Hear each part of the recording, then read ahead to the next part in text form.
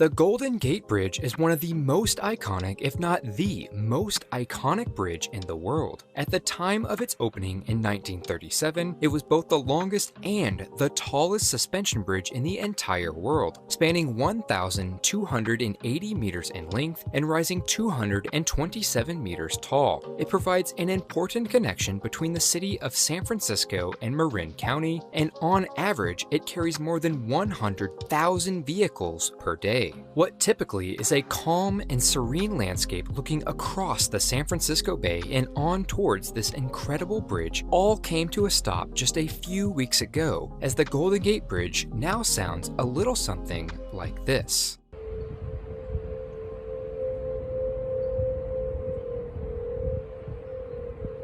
Yes, you heard that right. The Golden Gate Bridge is humming, whistling, or whatever else you want to call it, but it is clearly making one of the creepiest and eeriest noises imaginable, and the citizens of the San Francisco Bay Area are not exactly happy about it. So let's explain the problem. It is important to remember that the Golden Gate Bridge is actually pretty old, and as a result, the maintenance and care of the bridge is extremely important. In fact, over the years, the bridge has undergone some major refurbishment projects, including the replacement of the suspension ropes, the replacement of the bridge deck itself, and various earthquake-proofing retrofits. Recently, this meant swapping out the bridge's west guardrail, which protects an extremely scenic pathway along the west side of the bridge. This guardrail is critically important because of the incredible amount of wind that hits the bridge each and every day. I mean, you don't want a poor bicyclist just to go flying off the bridge, right? You see, while Chicago is known as the Windy City, San Francisco regularly ranks higher in average annual wind speed each year. As the Golden Gate is the only break in the coastal range for hundreds of miles, cool, dense, high-pressure air over the cold Pacific Ocean will push its way into the San Francisco Bay, subjecting the Golden Gate Bridge to an incredible amount of stress. In fact, over the course of its lifetime, the bridge has been closed several times as a result of these high winds alone.